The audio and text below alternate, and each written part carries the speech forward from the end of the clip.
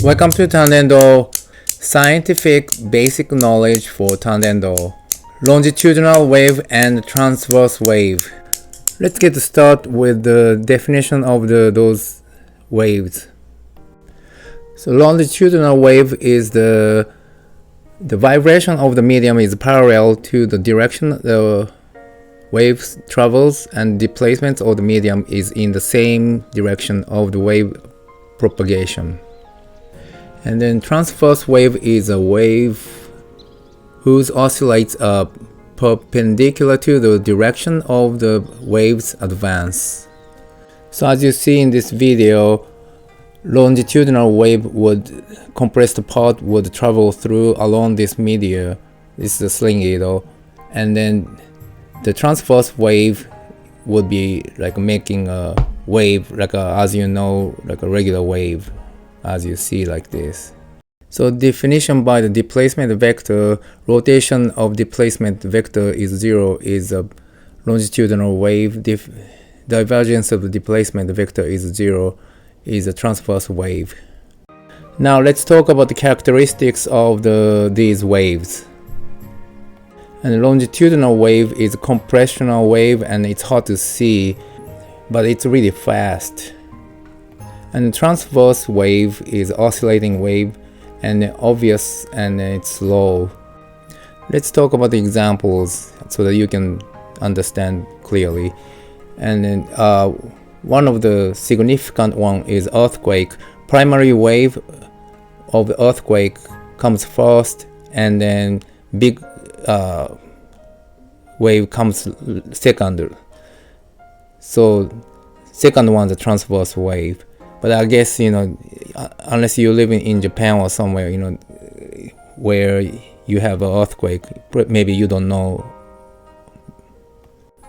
Yeah, other example is of the longitudinal wave is helical spring, and then chisel or nail, and then Newton's cradle, for instance. And then sonic wave is the very obvious one. And the example of the transverse wave is a whip, and then or string on musical instruments, and then water surface. And then the difficult ones are light, electric magnetic wave. So many people don't realize that longitudinal wave, because it's like even like impacting like a nail, they don't consider it as a wave. But when you whack with the hammer, the pulse is going through the nail, and then it hits the wood or something, and then that's a wave is. And the transverse wave, this is really obvious, and then you can see unless it's light. So you can tell like on the musical instrument. So this is really obvious. So some people do not understand these waves difference, so I hope you understand this time. So now let's talk about the roles in the Tandendo. So transverse wave is very important in a beginner level.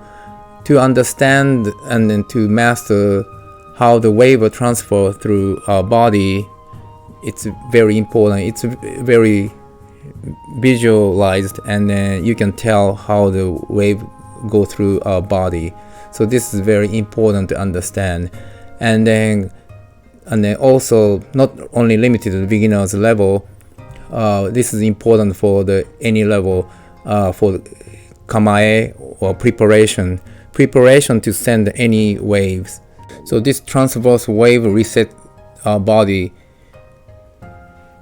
And then this is a kind of slow wave, but it is strong.